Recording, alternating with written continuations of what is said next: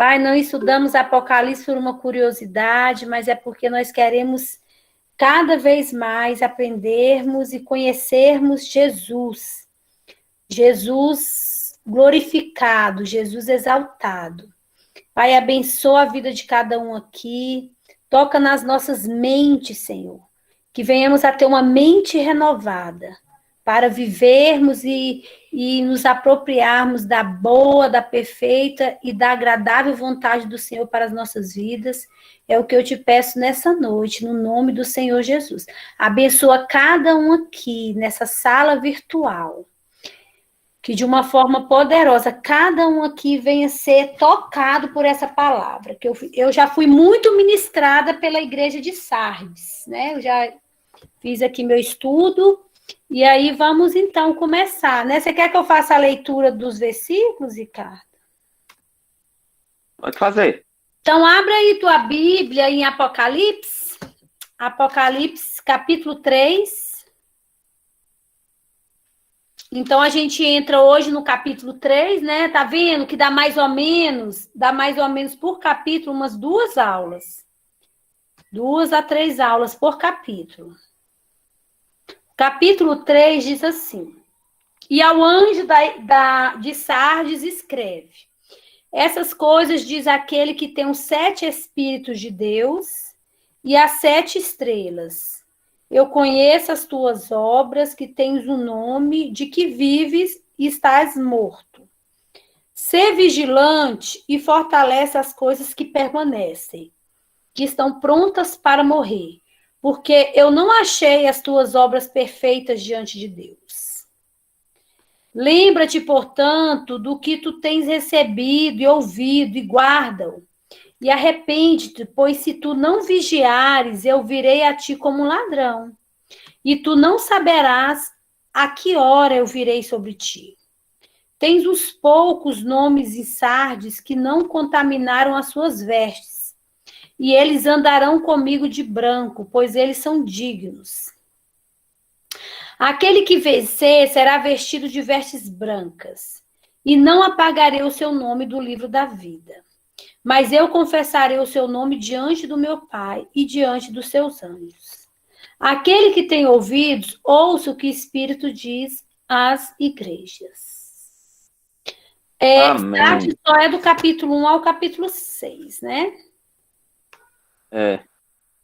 Isso. Ok. Versículo 1 a 6. 6 versículos apenas. Amém. Glória a Deus. Antes de entrarmos direto aqui no livro do reverendo Hernandes, já observou que nessa pequena carta existem muitos imperativos e muitas advertências? Imperativos, é uma carta com muito imperativo, né? Com muitas ordens, muita advertência. Uma carta interessante para se aprender nos dias atuais. O reverendo Hernandes, ele diz bem assim: a história da igreja de Sardes tem muito a ver com a história da cidade de Sardes. A cidade de Sardes, ela era edificada sobre uma montanha, né? Muito elevada, assim, difícil de ser conquistada, bem fortificada, e a glória de Sardes estava no seu passado. Entendeu? Sardes foi a capital da Lídia, no século VII a.C. Viveu seu tempo áureo nos dias do rei Cresso. Era uma das cidades mais magníficas do mundo nesse tempo. A cidade era muito gloriosa. O povo de Sardes, eles tinham muito orgulho de si. Eles eram muito orgulhosos, né? Situada no alto de uma colina, a muralha amuralhada e fortificada. Sentia-se imbatível e inexpugnável. Ou seja, ela era praticamente inalcançável, essa cidade. Praticamente você não conseguiria vencer essa cidade numa batalha. Antigamente, muitas cidades eram muradas. Possuíam muralhas, por quê? Para se fortalecerem, né? Para uma conquista, uma invasão ser difícil, o invasor alcançar essa cidade. Então, essa era a cidade de Sardes. Precipícios íngremes protegiam a cidade, de modo que não podia ser escalada. Seus soldados e habitantes pensavam que jamais cairiam nas mãos dos inimigos. O orgulho, sabe, aquele orgulho de uma cidade fortificada. Assim, bom lembrarmos, né, do 11 de setembro, trazendo uma luz, assim, nos Estados Unidos, quando as duas torres gêmeas foram atingidas, né, os filmes americanos nos Estados Unidos nunca sendo conquistados, Sardes tinha esse mesmo orgulho. E, assim, vamos trazer uma reflexão, começa a pensar nessa cidade e nossa vida espiritual hoje, amém? De 4, a cidade jamais fora derrotada por um confronto direto. Seus habitantes eram orgulhosos, arrogantes e autoconfiantes. Seus habitantes eram orgulhosos, arrogantes e autoconfiantes. Mas, sempre tem um mas. Lembra do mas. O mas é um conectivo de contraste. A cidade orgulhosa caiu nas mãos do rei da Pérsia em 529 a.C., quando este a cercou por 14 dias. E quando os soldados estavam dormindo, ele penetrou com seus exércitos por um buraco na muralha, um único lugar vulnerável, e dominou a cidade. Mais tarde, em 218 a.C., Antíoco Epifânio dominou a cidade da mesma forma, e isso por causa da autoconfiança e falta de vigilância dos seus habitantes. Ou seja, uma cidade totalmente cercada, né, sobre uma montanha, dificilmente seria conquistada por as pessoas. Então, eles não, assim, não se preocupavam com isso, era uma preocupação a menos. Poderiam se preocupar com outras coisas dentro da cidade, mas fora da cidade, assim, a nossa cidade é inconquistável, ninguém a conquista. Isso era o pensamento que existia dentro da cidade de Sardes, né? Foi a primeira cidade do mundo antigo a construir uma moeda. O símbolo da cidade era uma moeda. Isso aqui não está no livro do Hernandes, mas nos meus estudos eu tenho isso. E era uma cidade de luxúria, apatia religiosa, entendeu? Ela tinha tudo isso. Então, os membros dessa igreja entenderam claramente o que Jesus estava dizendo quando afirmou: sede vigilante, senão virei como ladrão à noite. Parece até uma coisa assim, meio que fora do comum. Pô, ser vigilante, ninguém vai atacar a gente. Mas eles entenderam por quê. Por 3 situações essa cidade foi conquistada. Eu só falei 2. Mas por 3 situações essa cidade foi conquistada. A cidade foi reconstruída no período de Alexandre Magno e dedicada à deusa Cibele. Alguém já viu a imagem dessa deusa Cibele? Depois vocês pesquisam aí no Google Não, nunca vi. sobre a imagem dessa deusa. A deusa Cibele era a mãe dos deuses. Ela tinha na sua cabeça como coroa uma muralha, entendeu? Simbolizando fortificação. Era uma guerreira uma deusa protetora das cidades e ela indicava proteção. Então, essa deusa Cibele era muito cultuada nessa cidade. Então, já envolvia tudo isso, uma cidade fortificada, uma cidade bem protegida, praticamente inconquistada, ainda tinha como...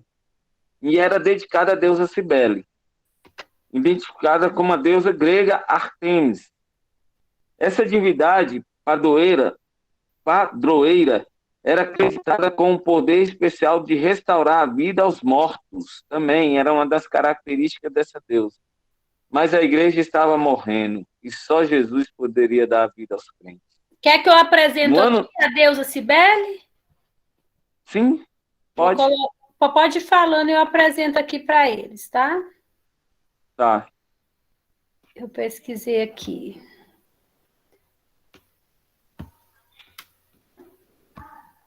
A imagem da deusa Cibele. Já está mostrando aí que eu estou apresentando? Tá, aí isso mesmo. Pode É, observar, ó, que sobre a cabeça dela tá como se fossem muralhas, aqui, ó. Uhum. Porque aqui entendeu? mostra várias imagens das deusas, né, É, que dela. são citadas no Apocalipse. Isso, Essa aqui, ó. exatamente. Uhum. Tem como ampliar a imagem dela? Deixa eu tentar ampliar aqui. Clica em cima dela. Tentar ampliar aqui. Vocês estão Essa vendo? aqui, né? Isso. É porque aqui eu não, Sim, não sei Tá se eu vendo? vou. Ela num trono. Aqui eu não consigo ampliar ela, não. Ela era considerada a mãe dos deuses, Ela aqui, né? protetora das cidades. Toda Então cidade, imaginem toda cidade ela tem, né, um padroeiro e aí ter um acaba que padroeiro. a entidade Era dedicada a um deus, né? é. Hoje de uma Jerusalém é a forma mais. cidade, Uhum, Jerusalém é a cidade do Deus Altíssimo. isso. É essa imagem aqui, mas eu não consigo ampliar, não. Ela só vem aqui. Eu teria que copiar ela e É, levar para o Word. amém, amém. Depois as pessoas colocam no Google, que Uhum. dá para identificar. No ano 17 depois de Cristo, Sardes foi parcialmente destruída por um terremoto e reconstruída pelo imperador Tibério, ou seja, três acontecimentos que destruíram essa cidade. A cidade tornou-se famosa pelo alto grau de imoralidade que a invadiu e a decadência que a dominou. Agora, voltando um pouco, três situações que destruíram essa cidade porque foi pego de surpresa, certo? Eles não me imaginavam nunca que ela seria destruída. Então, a cidade estava cercada pelo rei Ciro durante 14 dias e eles assim, não, ninguém consegue invadir, ninguém consegue entrar, eu sou impenetrável, no orgulho, eu não caio, assim, eu me envolvo com coisas, mas eu não posso me destruir. E o rei Ciro encontrou uma brechinha, um pequeno espaço para invadir essa cidade e ele a dominou. Também o rei Antíoco Epifânio, era um rei grego, depois da divisão do Império Grego em quatro impérios. Antíoco Epifânio é esse mesmo que invadiu Jerusalém, certo? Quando João escreve a carta de Sardes, Sardes era uma cidade rica, ou seja, né, como eu falei, foi a criadora da primeira a cunhar as moedas de ouro, mas totalmente degenerada. Sua glória estava no passado e seus habitantes entregavam-se ao encantos de uma vida de luxúria e prazer. A igreja tornou-se como a cidade. No versículo 3 diz que conheça as tuas obras, que tens nomes que vives, no versículo 1, e estás morto. Ou seja, a igreja se tornou igual à cidade. A igreja se tornou como a cidade. Em vez de influenciar, foi influenciada. Era como sal sem sabor, ou uma candeia escondida. A igreja não era nem perigosa, nem desejável para a cidade de Sardes. Era um templo. Era uma igreja que estava ali, uma igreja nominal, uma igreja que também possuía boas obras, assim, fazia coisas boas para a sociedade, mas dentro estava morta. Nesse contexto que vemos Jesus enviando esta carta à igreja. Sardes era uma poderosa igreja, olha só, dona de um grande nome, ou seja, era uma igreja que tinha nome, renome entre os habitantes, por causa das obras que elas faziam, por causa das suas atitudes, tinha todos os projetos, tinha projeto para tudo que era jeito. Uma igreja que tinha nome e fama, mas não tinha vida. Tinha performance, mas não integridade. Tinha obras, mas não dignidade. É bom refletir nisso daí, né? Hoje a gente trabalha com isso também, E nós devemos também nos refletir, será que estamos tendo um nome só diante da cidade ou temos um nome diante de Cristo?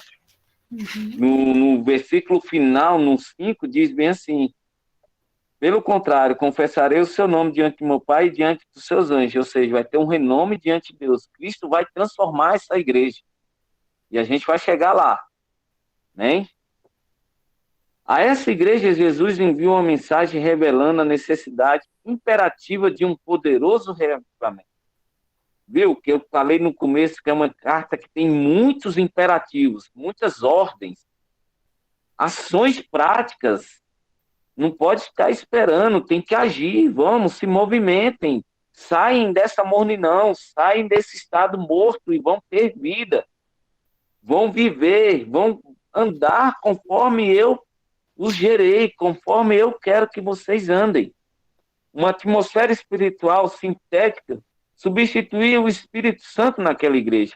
Por isso que ele diz lá no começo, estas coisas diz aquele que tem os 7 Espíritos de Deus, ou seja, por que os 7 Espíritos de Deus?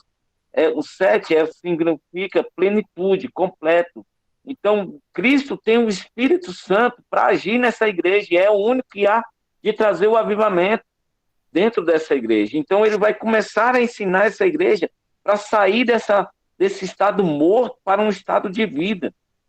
Ele vai começar a mostrar a diferença que essa igreja tem que causar. Ela não tem que ser uma igreja só de boa aparência externa, mas ela tem que ser uma igreja viva por dentro, porque ela sendo viva por dentro, externamente ela vai gerar vidas e não só obras. Ela substituiu a genuína experiência espiritual por algo simulado. A igreja estava caindo num torpor espiritual e precisava de reavivamento, ou seja, aquele estado morto é um estado de apatia, um estado que se afasta de Deus. E Cristo vai atrair essa igreja para ele. Lembra? Cristo está no meio da igreja. Ele está atuando em todas as igrejas diante daquela perseguição que estava acontecendo ali no livro de Apocalipse. Cristo está trazendo e preparando a sua igreja para passar aquelas situações.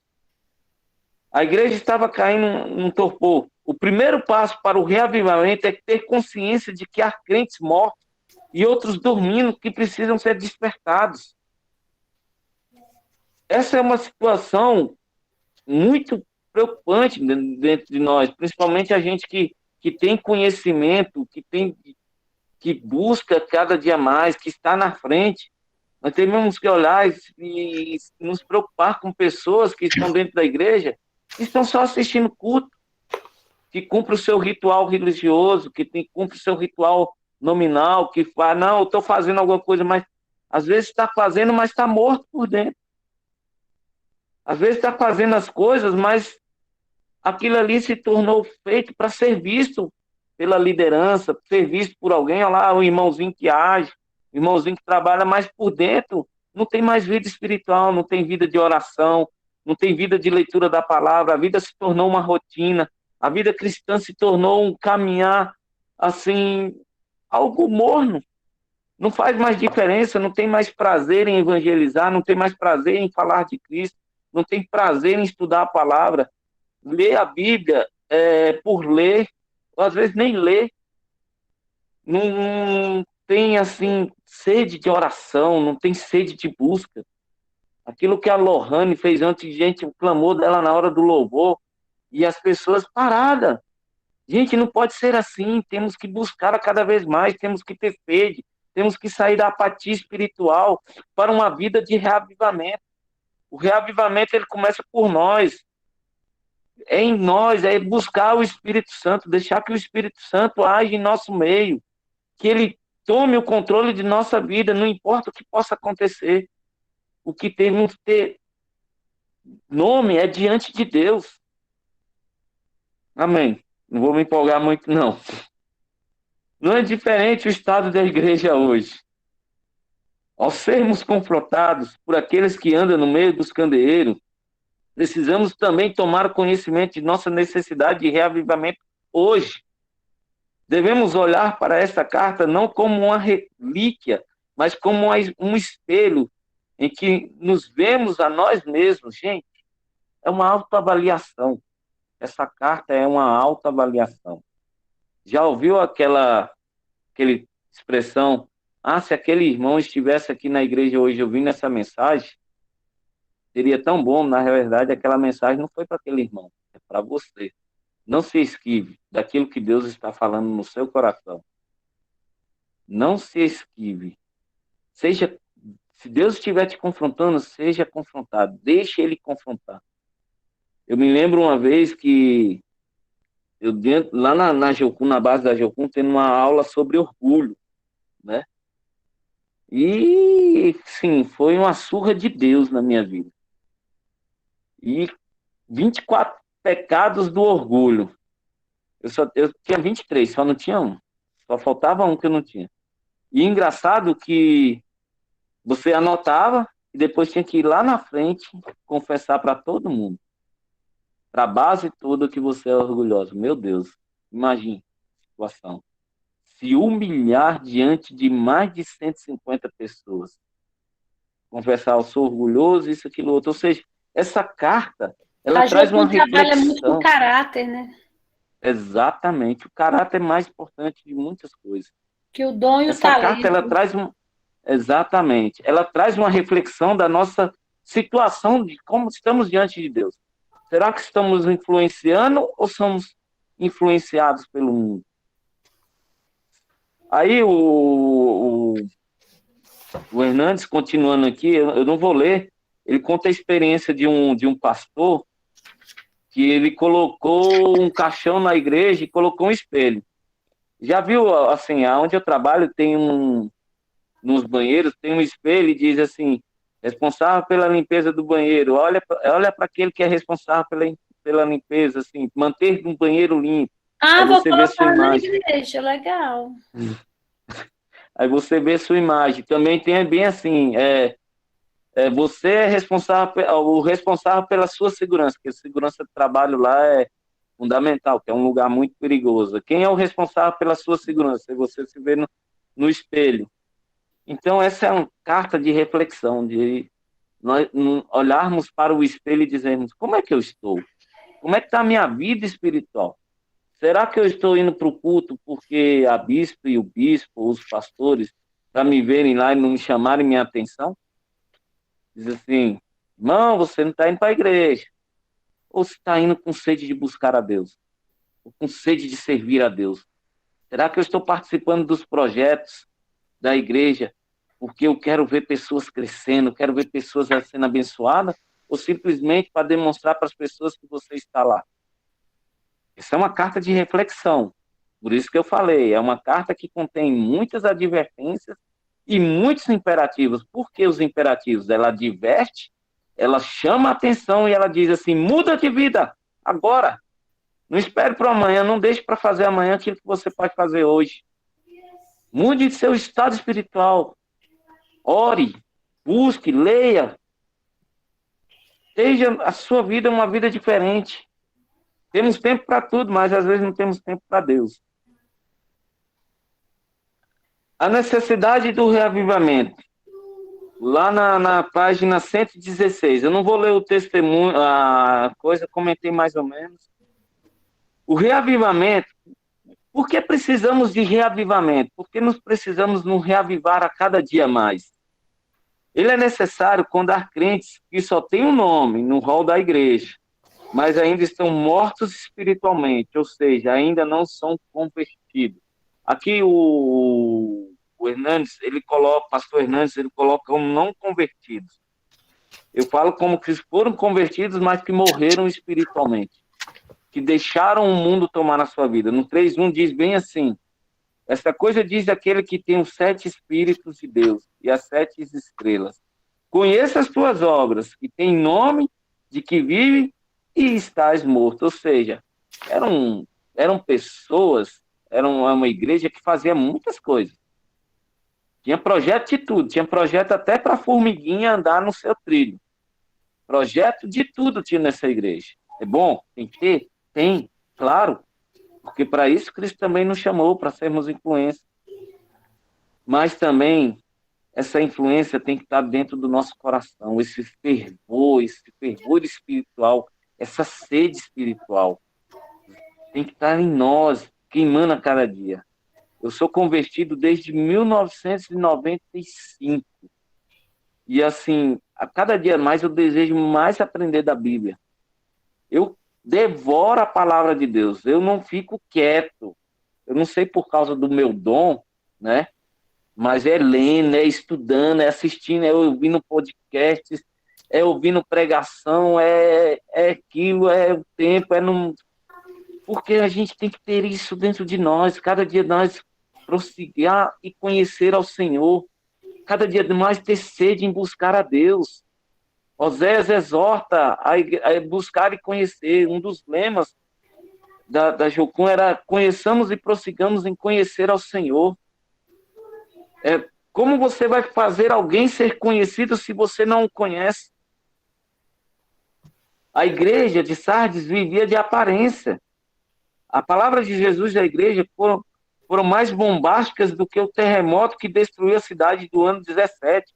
Imagine só, você falar para uma pessoa que está viva que ela está morta, que ela é um zumbi espiritual, que ela está ali só de corpo físico, não está esperando a hora de acabar e para ir embora, ou para ir lanchar com os irmãos. Não é errado isso.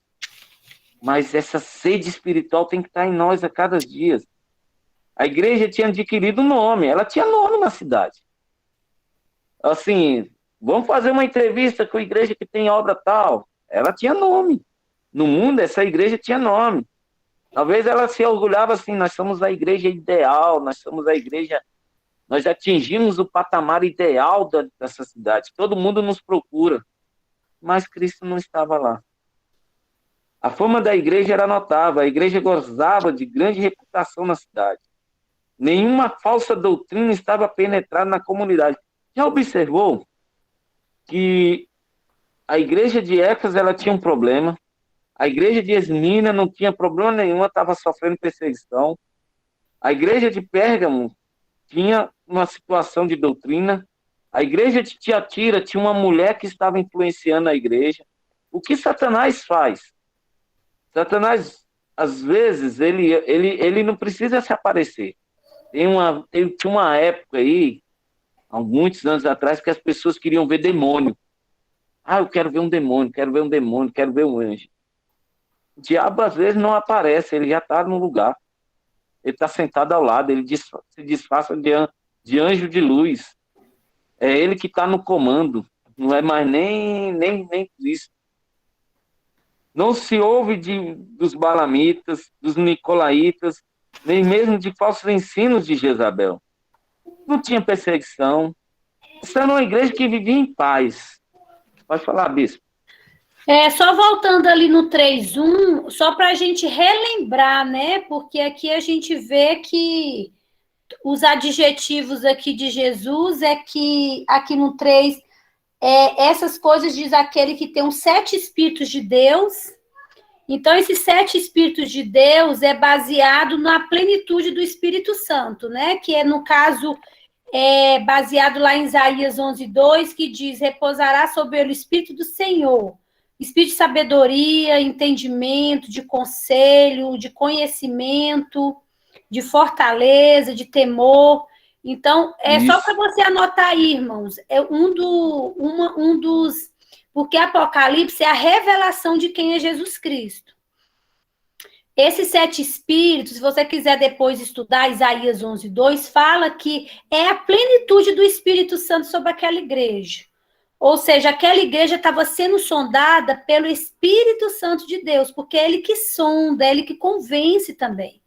Na verdade, quem vai convencer o homem do pecado é o Espírito de Deus, né? É ele que convence, não é o bispo, não é a pastor, não é...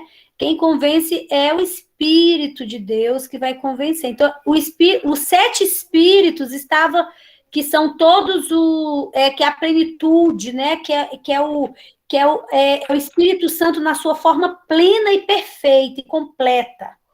É esse Espírito que estava sondando aquela igreja de Sardes, porque o orgulho igual o Ricardo falou. Até a posição geográfica de Sardes era numa alta.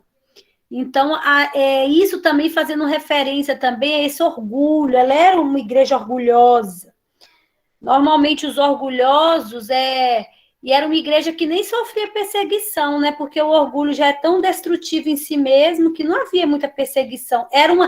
Na verdade, era um problema interno, era um problema endêmico, estrutural nessa igreja. Diferente das outras igrejas que tinham os falsos mestres, os falsos profetas, tinha lá a perseguição de fora para dentro. O problema dessa igreja era internamente. E as 7 estrelas, então, fala assim, aquele que tem os 7 Espíritos de Deus, então, é o Espírito Santo completo e pleno, e as 7 estrelas, né? E aqui as 7 estrelas, quando a gente volta lá para Apocalipse 1:20, a gente vai ver que as 7 estrelas são os anjos das 7 igrejas, né? Então, são os anjos que já respondem, só para você entender, porque cada igreja, Jesus se mostra, se revela de uma forma de acordo com a necessidade daquela igreja, da manifestação dele ali naquela igreja, tá? Porque aí depois vai vir só os imperativos, né, as advertências. Aí só para vocês saberem o quanto é importante nós clamarmos pela presença do Espírito Santo. Porque, na verdade, é o Espírito Santo que vai convencer. Né? Nós precisamos muito dele, principalmente nesses tempos ruins, desse tempo onde ser evangélico se tornou moda, ser evangélico se tornou até legal. Eu me tornei evangélico, sou até legal.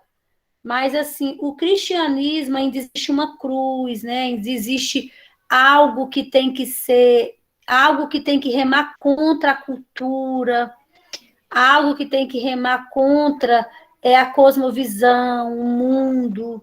Então, a gente precisa muito pedir para o Espírito Santo de Deus, os 7 Espíritos do Senhor, sondar a igreja, sondar os bispos, os pastores, né? Porque é esse Espírito que nos convence do pecado, do juízo e da morte. É ele que convence a gente. Amém? O agente que convence é ele. Eu vou dar uma adiantada aqui, que o tempo faltou, acho que eu tenho 10 ou 20 minutos. Começou 9h10, você, né? Você tem mais, porque o do dia entrou 9h15. Ok. Então vamos lá. Eu levantei minha mão, mas estou tentando não vou tirar ela. Tranquilo. Aos olhos dos observadores, parecia ser uma igreja viva e dinâmica. Tudo na igreja sugeria vida e vigor, mas a igreja estava morta. Era uma espiritualidade apenas de rótulo e de aparência. O diabo não precisou perseguir essa igreja de fora para dentro. Ele já estava sendo derrotado pelos seus próprios pecados. Ou seja, era uma cidade de luxúria, então ela penetrou. O mundo entrou dentro da igreja. A igreja de Sardes parecia um cemitério espiritual, do que um jardim cheio de vida. Não nos enganemos acerca de Sardes. Ela não é como o mundo chamaria de igreja morta. Talvez ela fosse considerada viva mesmo pelas igrejas irmãs. Ou seja, ela tinha uma aparência era uma igreja bonita, linda, maravilhosa. Talvez todas elas poderiam se espelhar, queremos ser igual Sardes, mas não sabe o que está acontecendo por dentro, né? É aquele velho ditado, a grama do vizinho é melhor do que a nossa. A reputação da igreja era entre as pessoas e não diante de Deus. Ela tinha um nome entre as pessoas, mas diante de Deus, essa igreja era morta, não existia. Estava morto. Morto não existe. Morto é passado, morto só lembrança, né? A igreja tinha fama, mas não tinha vida. Tinha pompa, mas não Pentecostes. Tinha exuberância de vida diante dos homens, mas estava morta diante de Deus. Deus não vê como o homem, como vê o homem. A fama diante dos homens nem sempre é glória diante de Deus. Aquela igreja estava se transformando apenas em um clube, ou seja, numa reunião de domingo, uma reunião de coisas, as pessoas se reuniam, cada um bonitinho, perfumado, com a sua melhor roupa, quem comprou seu tênis ia mostrar, quem comprou seu sapato, sua bolsa de R$ 3.000, as mulheres de R$ 10.000, tá lá todo mundo reunido. Nunca comprei, nunca precisei. Amém. A fé exercida pela igreja era apenas nominal, era uma igreja nominal, igreja que tinha nome. Os cristãos da igreja eram apenas nominal, seus membros pertenciam a Cristo, apenas de nome, porém não de coração. Tinham fama de vivos, mas na realidade estavam mortos, eram zumbis espirituais. Fisicamente vivos e espiritualmente mortos. Zumbi, um monte de zumbi no mundo espiritual que não causava influência nenhuma. O reavivamento é necessário quando há crentes que estão no CTI espiritual, em adiantado estado de enfermidade espiritual. No 3:2 diz, ser vigilante. Ele já começa com o imperativo. Consolida o resto que estava para morrer, porque não tenho achado íntegras as tuas obras na presença do meu Deus. Ou seja, gente que já estava morrendo ali, consolida essas pessoas. Então, essa igreja, ela precisa de reavivamento, ela precisa de um toque especial de Deus. A igreja havia crentes espiritualmente em estado terminal. A maioria dos crentes apenas tinha seus nomes no hall da igreja, mas não no livro da vida. Lembra das igrejas que tinha a carteirinha de membro? Todos tinham carteirinha de membro, mas a carteirinha de membro nos céus já tinha sido deletada há muito tempo. Tinha apagado. Mas havia também crentes doentes, fracos, em fase terminal. O mundanismo adoece a igreja. O pecado mata a vontade de buscar as coisas de Deus. O pecado mata os sentimentos mais elevados, petrifica o coração. No começo vem dúvidas, medo, tristeza. Depois a consciência cauteriza. Ou seja, a gente até falou da igreja de Tiatira sobre o pecado que cauteriza. Se você não tem mais esse nojo pelo pecado, tem algo errado. Em terceiro lugar, o reavivamento é necessário quando há crentes que, embora estejam em atividade na igreja, levam a vida sem integridade. Isso é forte, irmão. Isso é forte. Lembra-te, pois, do que tens recebido. 3:2, continua. Ser vigilante consolida o resto que estava para morrer, porque não tenho achado íntegras as tuas obras na presença do meu Deus. Isso é muito forte. A gente, às vezes, busca louvores dos homens. Quer conhecer uma pessoa? Começa a elogiar ela. Qual é a reação que essa pessoa tem diante de um elogio? Ah, gente, aí a Indy revela o que está na intenção do coração dessa pessoa. Viu? Isso dói. Ah, irmãos, eu faço isso, aquilo, outro. Cristo diz bem assim, eu conheço as tuas obras e elas não são íntegras diante de mim, ou seja, não faz efeito nenhum, não causa diferença nenhuma, porque é uma igreja que está morta. São pessoas que estão mortos, são pessoas que vivem de aparência. Não vivamos de aparência, vivamos de amor, de graça, e diante da vontade, cada dia mais na sede em buscar a Deus. Aqueles crentes viviam uma vida dupla, suas obras não eram íntegras, eles trabalhavam, mas apenas sob as luzes da ribalta. Eles promoviam seus próprios nomes e não os de Cristo. Buscavam sua própria glória e não a de Cristo. Honravam a Deus com os lábios, mas o coração estava longe do Senhor. Isaías 29:13 fala sobre isso. Isaías exortando a Israel. Os cultos eram solenes, mas sem vida, vazios de sentido. A vida dos seus membros estava manchada pelo pecado. Esses crentes eram como hipócritas. Davam esmola, oravam, jejuavam, entregavam dízimo, com o fim de ganhar a reputação de serem bons religiosos. Olha, não é errado, mas qual é a intenção? Eles eram como sepulcros caiados, ostentavam aparência de piedade, mas negavam o seu poder. Isso é forte, é formalidade sem poder, reputação sem realidade, aparência externa sem integridade interna, demonstração sem vida. Esses crentes viviam um simulacro da fé, um faz de conta da religião. Eram religiosos. Cantavam hinos de adoração, mas a mente estava longe de Deus. Pregavam com ardor, mas apenas para exibir sua cultura. Deus quer obediência à verdade no íntimo. Em Sardes, os crentes estavam falsamente satisfeitos e confiantes, eram falsamente ativos, falsamente devotos e falsamente fiéis. Ou seja, as aparências que eles poderiam se empolgar, a arrogância que existia nessa igreja. Em quarto lugar, falando da necessidade do reavivamento, de reavivar essas pessoas, de nos reavivar, de nos avaliarmos e precisamos de reavivamento, precisamos do Espírito Santo movendo em nós todos os dias, porque sem o Espírito Santo nos movendo, nos levando, nos conduzindo, seremos como zumbis, zumbis espirituais que cumprimos toda semana. Na segunda-feira estamos aqui às 8 horas. Na terça-feira, alguns estão na ETM. Na quarta, estão no culto. Alguns na quinta. Aí no sábado tem os eventos, a gente vai vivendo. Um dia isso vai se tornar um fardo. Aí por isso que muita gente vai saindo da igreja. Porque não faz por prazer. Não faz com alegria, não faz com gozo, com vontade. Faz somente por fazer ou para mostrar para alguém.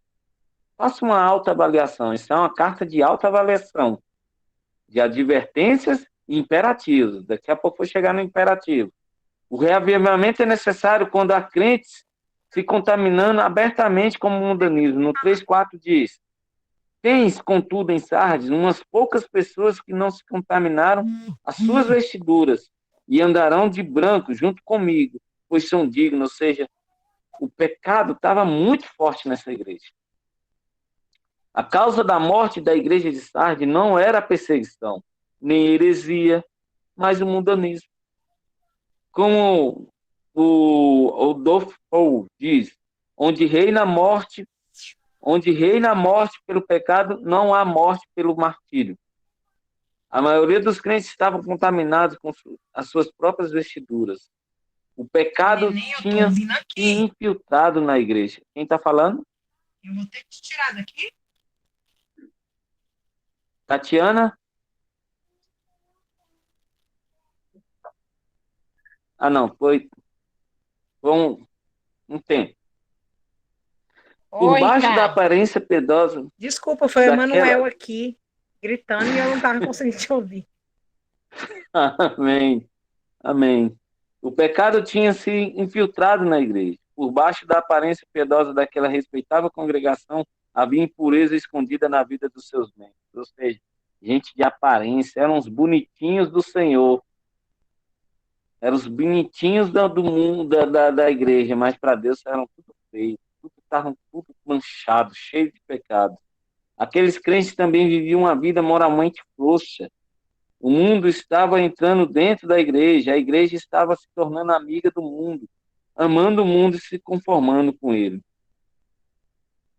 O fermento do mundo, do mundanismo, estava se espalhando na massa e contaminando a maioria dos crentes. Os crentes não tinham coragem de ser diferentes, deixaram aquilo ser natural. Era uma igreja nominal, uma igreja que tinha nome, fazia tudo bonitinho. Olha, fiz tudo bonitinho, mas o bonitinho era feio diante de Deus. Aquele bonitinho não tinha aparência nenhuma diante de Deus, não tinha influência nenhuma. Agora vamos falar dos imperativos, como eu falei. Os imperativos para o reavivamento. Vamos começar. Existem 3 imperativos aqui. O primeiro imperativo, uma volta urgente à palavra de Deus. No 3,3 diz: lembra-te, pois, do que tens recebido e ouvido, guarda e arrepende-te. Ou seja, lembra-te do que tem recebido e ouvido. As pregações que estamos ouvindo no púlpito, na ETM, as palavras proféticas que Deus tem mandado, isso serve de alerta para nos acordarmos, para andarmos diante de Deus. O que eles ouviram e deveriam lembrar, guardar e voltar? A palavra de Deus. A igreja tinha se apartado da pureza da palavra. O reavivamento é resultado dessas lembranças dos tempos do primeiro amor e dessa volta à palavra.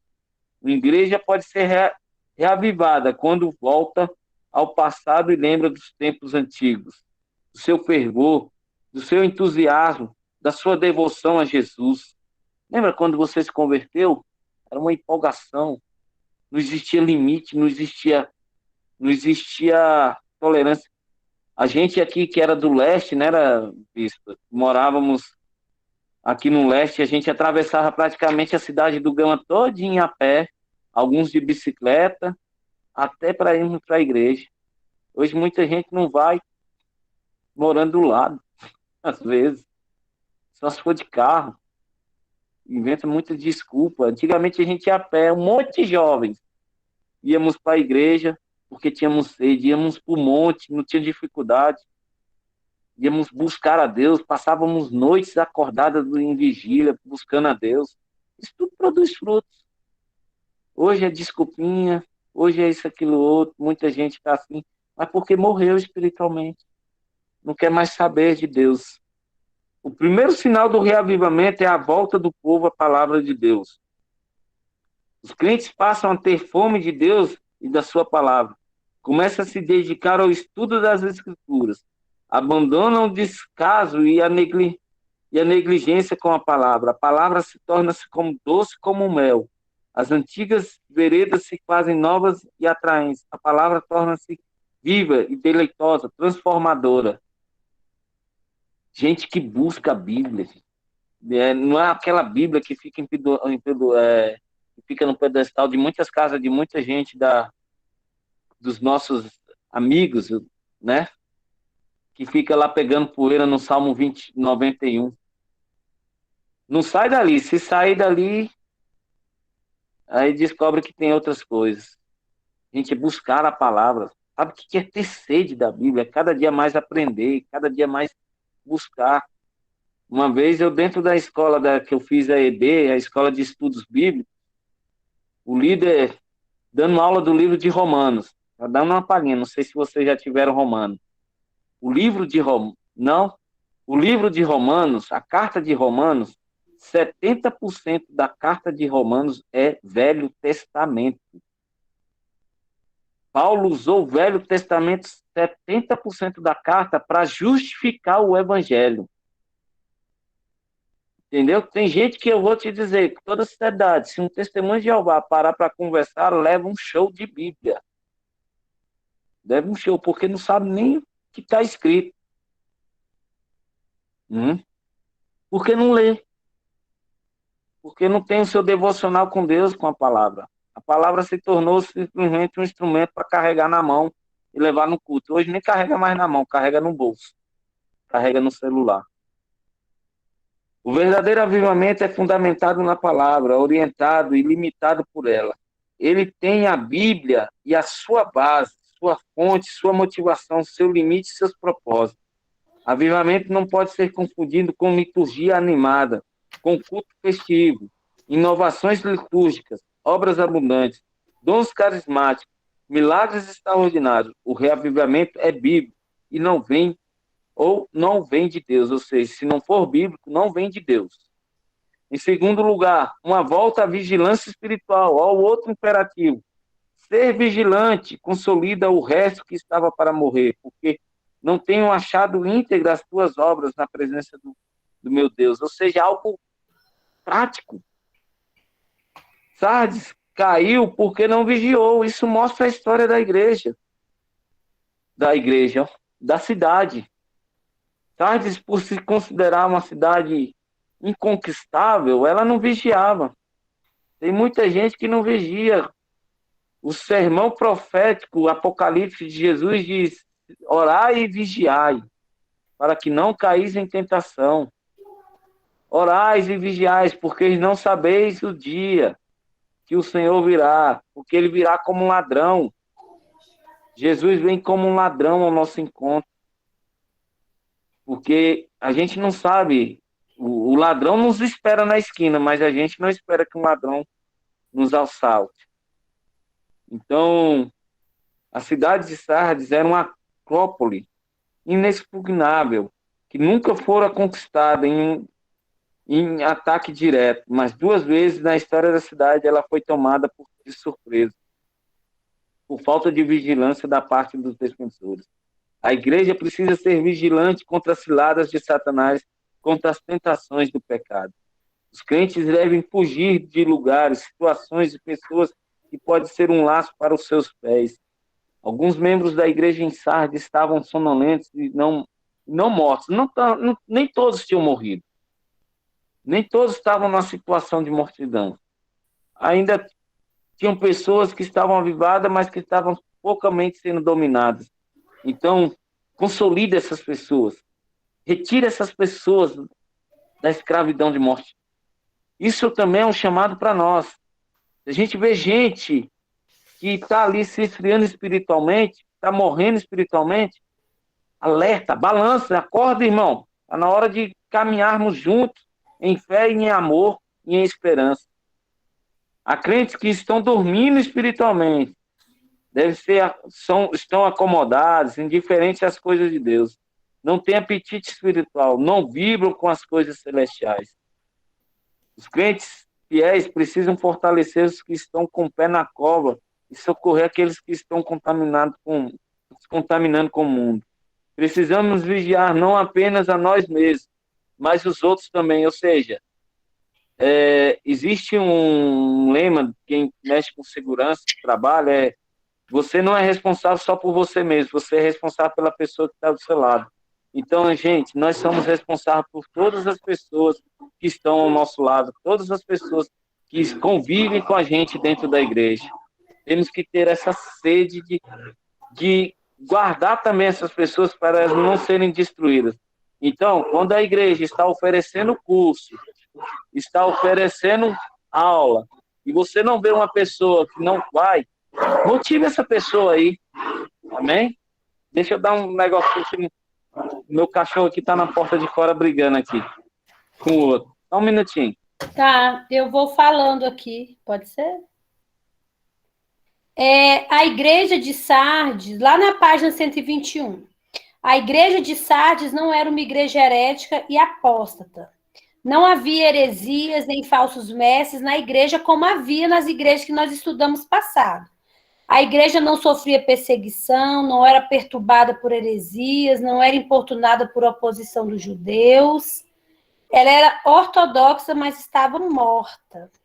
O remanescente fiel devia estar vigilante para não cair em pecado e também para preservar uma igreja em decadência e extinção, restabelecendo sua chama e seu ardor pelo Senhor. Lá na página 121, Ricardo, lá no penúltimo parágrafo. Tá, eu estou acompanhando aqui. Continua ou eu continuo? Não, pode continuar. O terceiro aqui, tá aí. Da santidade. Em terceiro lugar, uma advertência, um imperativo para essa igreja, uma ordem que Jesus dá para essa igreja.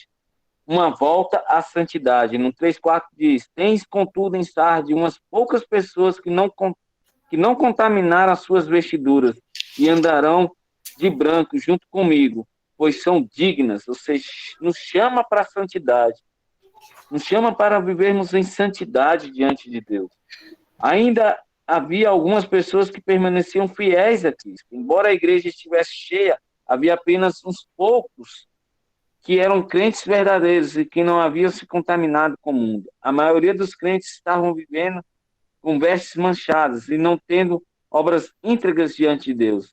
As vestes sujas falam de pecados, impureza e mundanismo. Obras sem integridade falam de caráter distorcido, de motivações erradas, de ausência de santidade. Agora, como ele traz essa advertência, ele traz essa necessidade na igreja de Sardes, do reavivamento, de mudança de situação, e ele mostra o que precisa ser feito, as atitudes que precisam ter esses crentes em Sardes, em busca de santidade, em vigilância, em busca da palavra. Ele vai mostrar quem é o agente que faz o reavivamento nessa igreja. Jesus é o agente do reavivamento. Ele pode trazer reavivamento para a igreja por 3 razões que o Hernandes aponta aqui. Ou seja, gente, buscarmos a Cristo.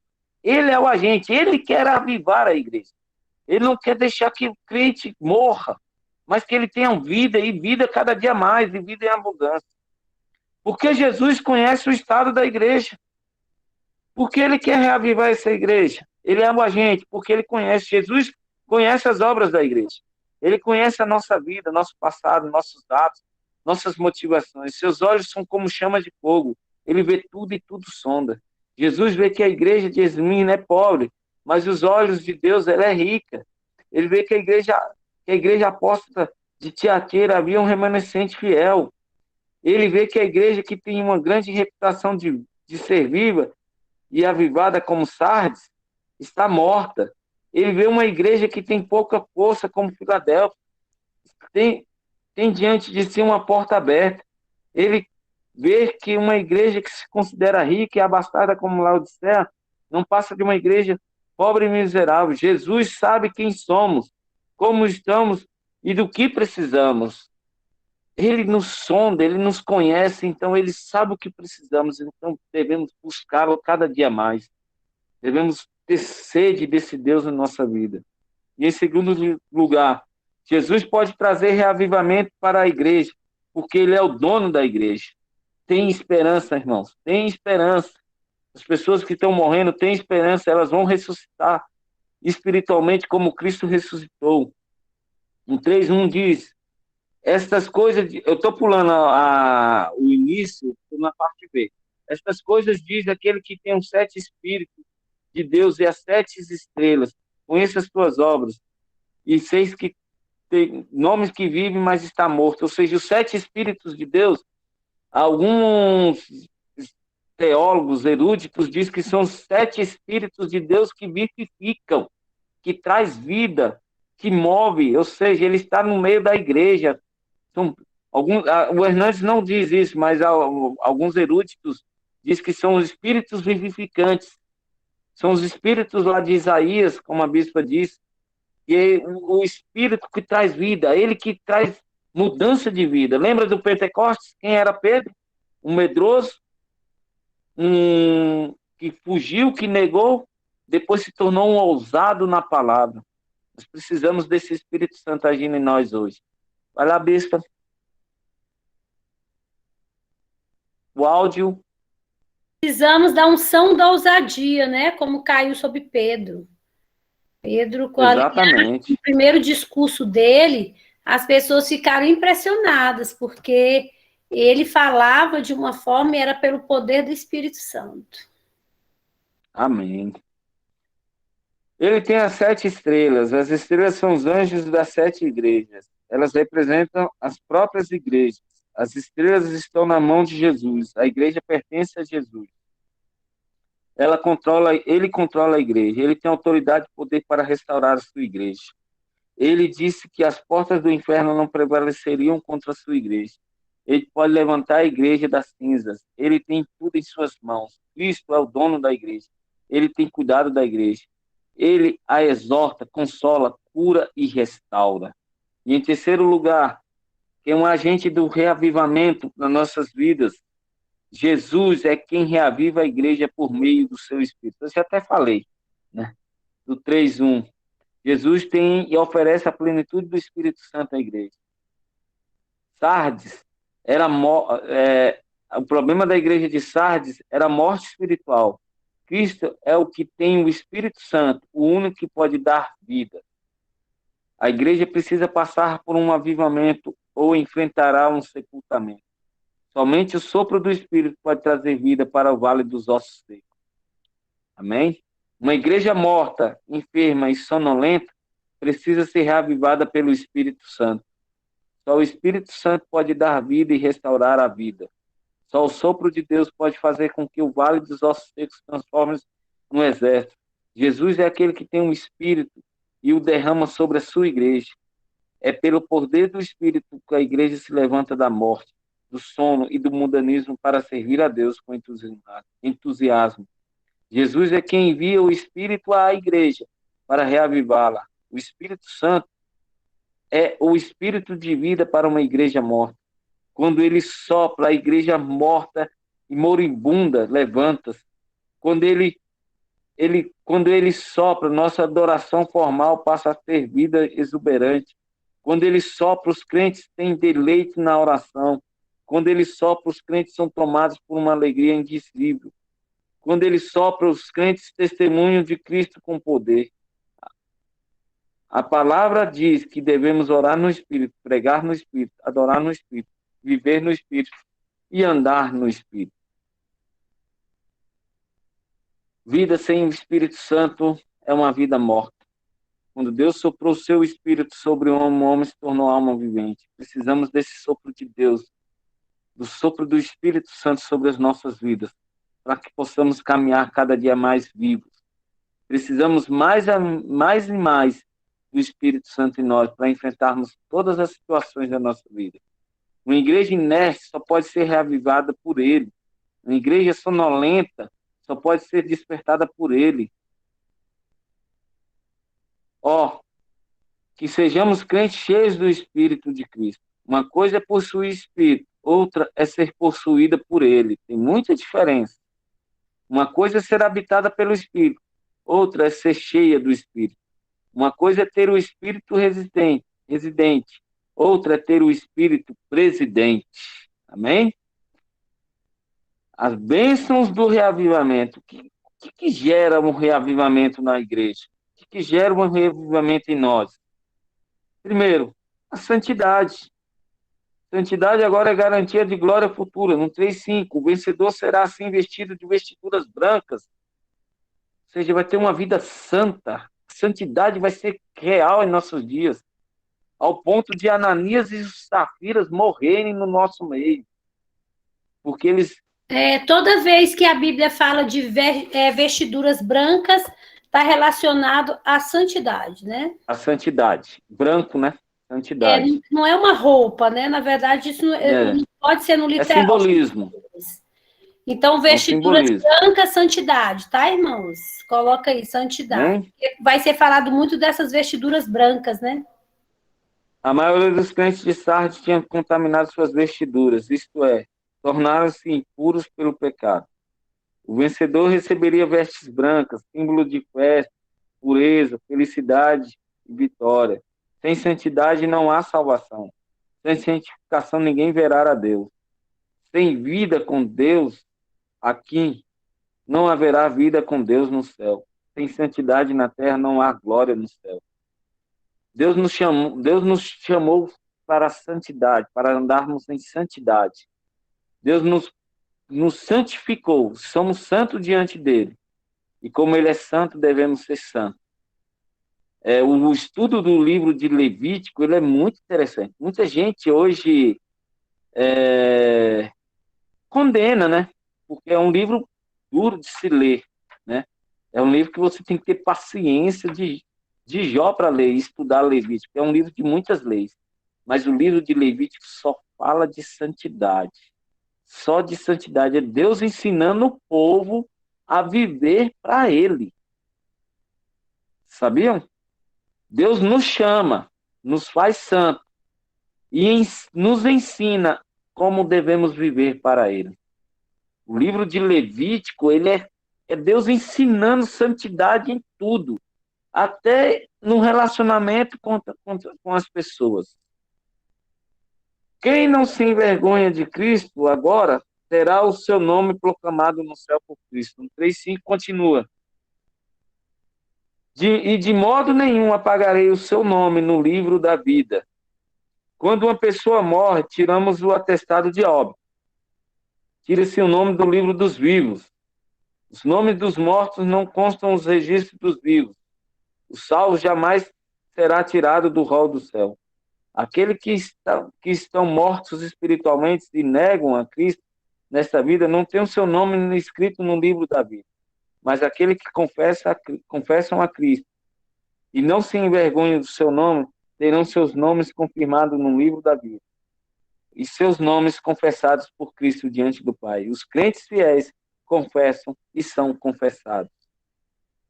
No nosso nome, pode constar o registro de uma igreja sem estar no registro de Deus. Ter apenas a reputação de estar vivo é insuficiente. Importa que o nosso nome esteja no livro da vida, a fim de que seja proclamado por Cristo no céu. E terminando, pelo contrário, confessarei o seu nome diante do meu Pai e diante dos seus anjos. Ou seja, mudança de reputação. De uma igreja que estava morta, que tinha uma boa reputação diante dos homens.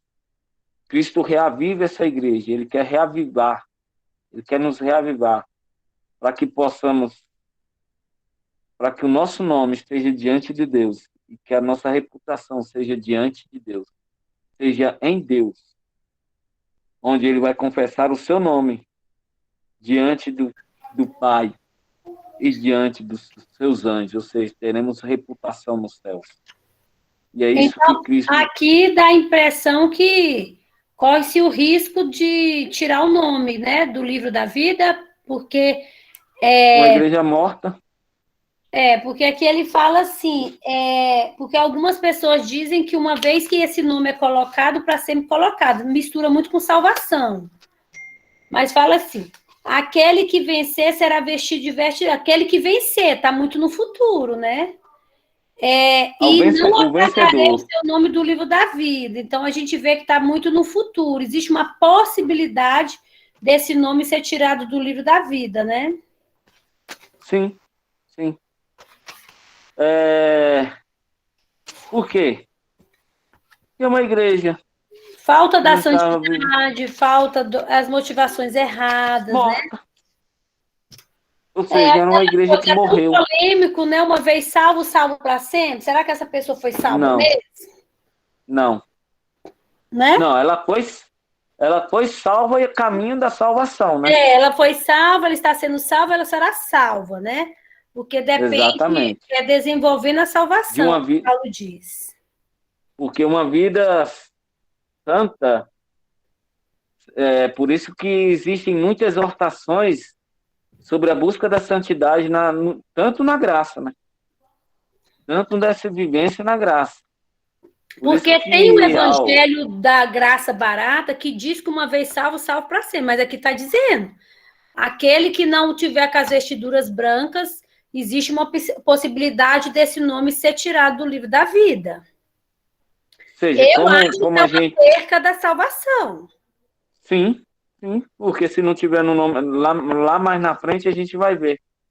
Porque se não tiver um nome escrito no livro da vida, não tem o atestado para entrar no céu, né? É aquele convite, sabe? Quando você vai num restaurante, ou você é convidado para uma festa, e seu nome não está lá e não te deixam entrar, seria a mesma coisa disso daqui. Pois é.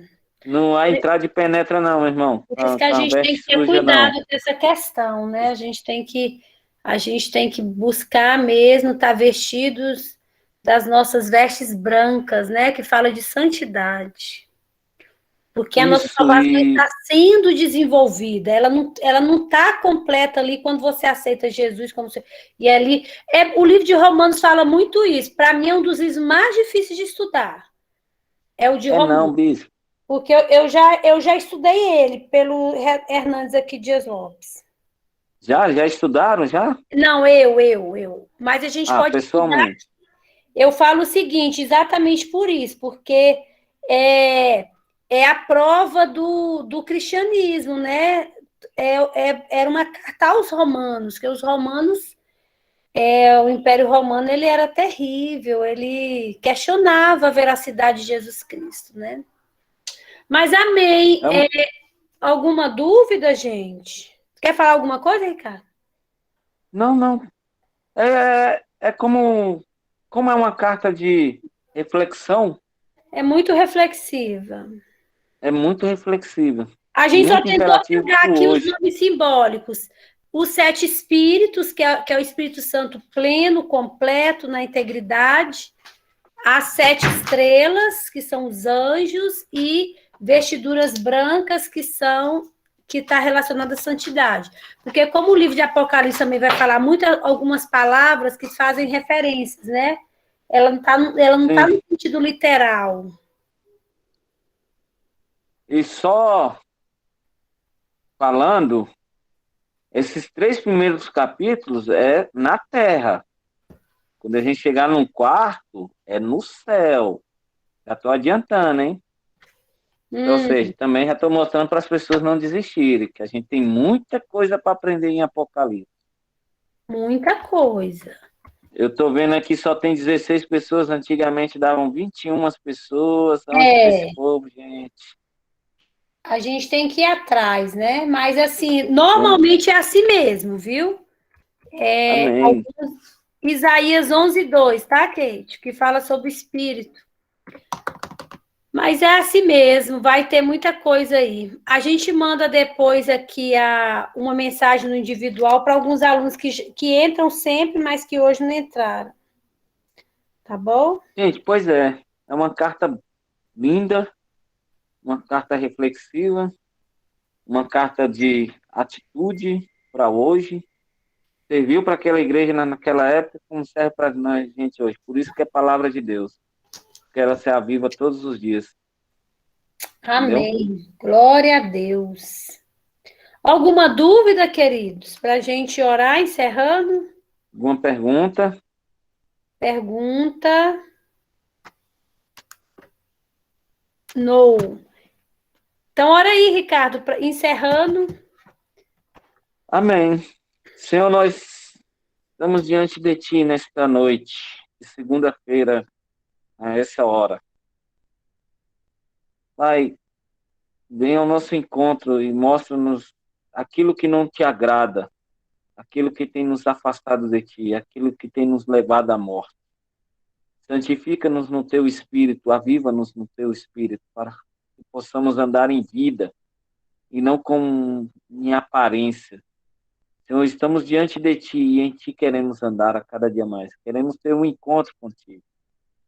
Em nome de Jesus, Senhor Deus, eu peço que também o Senhor aviva meus irmãos que estão diante desta aula, para que cada dia mais sejam mais reavivados ainda no Senhor. Seu Espírito tenha mais júbilo e alegria em servir. Senhor, as obras são boas, mas elas não devem ser a base fundamental da nossa vida cristã, mas sim uma vida com Teu Espírito. Em nome de Jesus. Amém.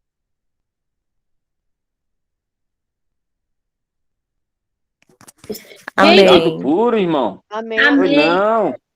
Amém. Amém. Boa noite, então. Que Deus abençoe. Amém. A vida de cada um. Obrigada, Ricardo.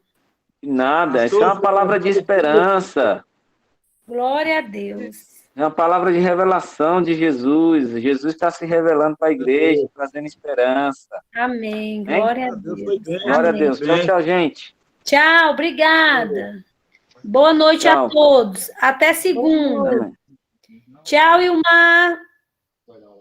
E Sara, Renata, Kate, Lúcia, Lidiane. Essa aula deixou a gente pensativo.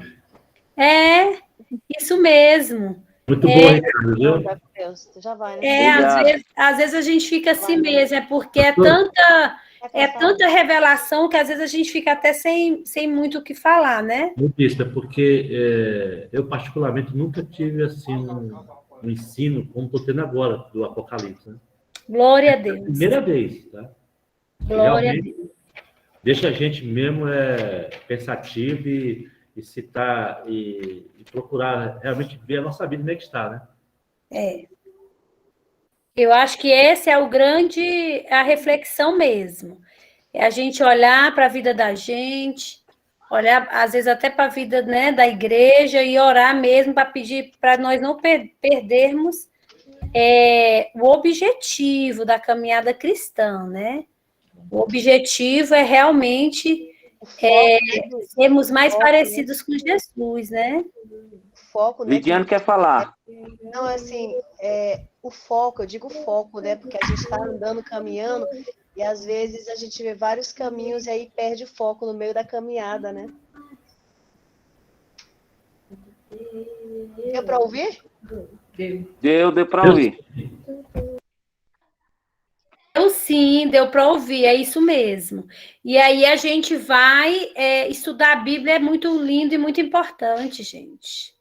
Na verdade, a gente tem uma igreja imatura, não é pela falta do estudo da Bíblia. Porque o que vai trazer essa maturidade é a Bíblia para a vida da gente, sabe? A gente vai perceber muita coisa, mas não vai se perder nisso, né? Porque você tem um alvo, você tem um objetivo ali em Cristo, né? E isso é importante. O conhecimento, ele é libertador. Conhecereis a verdade vos libertará, né? Verdade. Então, o conhecimento é muito importante. E a gente, mesmo sendo desafiada a estudar, sem saber tudo, a gente vai aprendendo uns com os outros. Verdade. Verdade. Então, amém. Boa noite. Eu fico muito feliz. Nem que a gente termine só pouquinhos, não tem problema não, Ricardo. Eu já fiz uma aula de Efésios, eu formei 5 alunos. É assim. Oh, ah, A gente vai continuar. Não pode parar. Quando chegar lá em Apocalipse 22, que é a mensagem, final da mensagem, vai ter muita gente que vai chorar, vai ter júbilo, alegria, vai ver o que realmente é o céu. É verdade. Que nos espera. Essa é uma carta de esperança. Glória a Deus. O livro de Apocalipse é uma carta, sabia? Ela é uma carta. Amém. Amém. Vamos lá, gente. Tchau, meu povo. Tchau, tchau. Tchau, Duda. Desliga aí, Duda. Tchau, boa noite. Boa noite. Até quarta-feira, meu povo. Tchau, Bispo. Tchau, tchau. Duda, Karine, tá bem? Tá bem, Bispo. Tá melhor, graças a Deus. Pergunta pra ela aí se ela fez um negócio lá pra mim com a mãe dela e me manda aqui no meu WhatsApp. Karine, você fez negócio com sua mãe? Fala pra ela que eu vou. Ela tá aqui, ó. Fala com ela. Cadê? Olha, Bispo. Não abriu, não. Oi? Oi, não repara a feiura, não, porque meu cabelo tá aqui precisando lavar. Não. Amanhã eu vou pra lá, porque o que que acontece? Aquele lá que a senhora escolheu, ele já tava cortado redondo, né? Sei. Aí eu vou tentar ver, porque na verdade ela quer tipo um jogo americano, né? Ela quer um jogo americano. Porque Mais aí simples. Porque ela não tem muito espaço no apartamento dela. Ela falou, eu não queria madeirinha, porque ocupa muito espaço. Eu tenho até que colocar em algum lugar. que aí dá para dobrar também sem a madeirinha, fica melhor. Isso que ela quer. Uhum. Aí eu vou ter que desmanchar lá e fazer, ver se dá o retângulo ou então cortar quadrado. Será que quadrado dá certo? Dá. Não tem que ser retângulo, jogo americano. Eu vou ver direitinho e amanhã Mas eu vou... aí pode ser outra cor também. O que tiver lá, não precisa comprar tecido novo, não. Eu vou ver os tecidos que tem lá, que ainda não estão costurados. Aí amanhã eu vou te mandar a foto, porque o que acontece? Como aconteceu essas reviravoltas todas aí desde sábado, eu tava só ficando deitada. Aí não tô saindo. Aí hoje foi que eu dei uma saída que Eduardo tinha umas coisas para resolver lá no Gama, e aí eu fui para não ficar aqui sozinha. Aí eu aproveito a hora do meu almoço e vou, né? Aí fico lá na casa da minha mãe. Aí amanhã ele vai trabalhar. Aí na hora do almoço eu vou de novo, porque aí eu não posso ficar aqui sozinha, porque a gente tá... O carro dele tá lá na casa da minha mãe, porque eu não podia vir dirigindo, eu tinha ido sozinha sábado. E aí a gente tá com um carro, então para eu não ficar aqui sozinha sem carro também, né? Entendi. Aí amanhã, na hora que eu for para lá, eu já vou ver lá e já vou falar. Para que dia, Bispo? O dia que ficar pronto? É o dia que ficar pronto, tá? Tá. Então, o aniversário da pessoa até já passou. Mas eu já havia falado para ela que eu ia entregar depois mesmo. Então eu vou fazer o seguinte: amanhã eu já mando foto para a senhora dos que tem lá, dos tecidos que tem que não estão cortados, que aí amanhã mesmo a gente já faz qualquer coisa, ou o Eduardo leva para o curso se der tempo, ou então na quarta a gente leva para a senhora lá na igreja, porque eu não estou saindo. Não, tranquilo. Você está de atestado? Não, porque o médico até perguntou se eu estava trabalhando, né? Mas como eu estou trabalhando de home office, aí... aí eu nem pedi atestado, não, porque senão vem descontando também. É verdade. A gente não está podendo descontar nem um centavo. Amém, é verdade, Karine. Mas, graças a Deus, está tudo bem. Essa semana eu vou Acho que sexta-feira, né? Eu vou ver se eu consigo fazer a morfológica já. Outra, que legal. Aí já vai descobrir o sexo. Na morfológica descobre. Aí a gente... E aí é perfeito a morfológica. Nossa, eu amava fazer a morfológica. Até porque você tem um prazo certo de fazer a morfológica. Como eu fui lá sábado, aí fiz a ecografia de novo para ver se estava tudo bem. Aí ele falou que já era para eu fazer essa semana, né? Porque faz as 12 semanas, se eu não me engano, é na quinta e na sexta.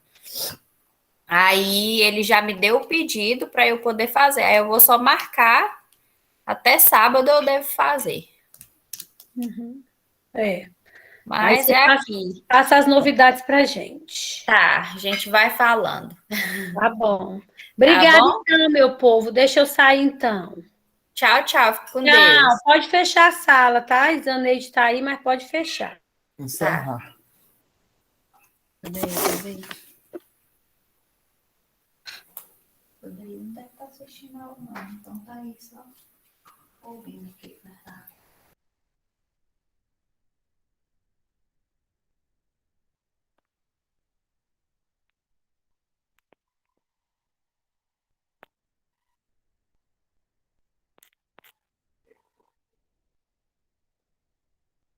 Silêncio.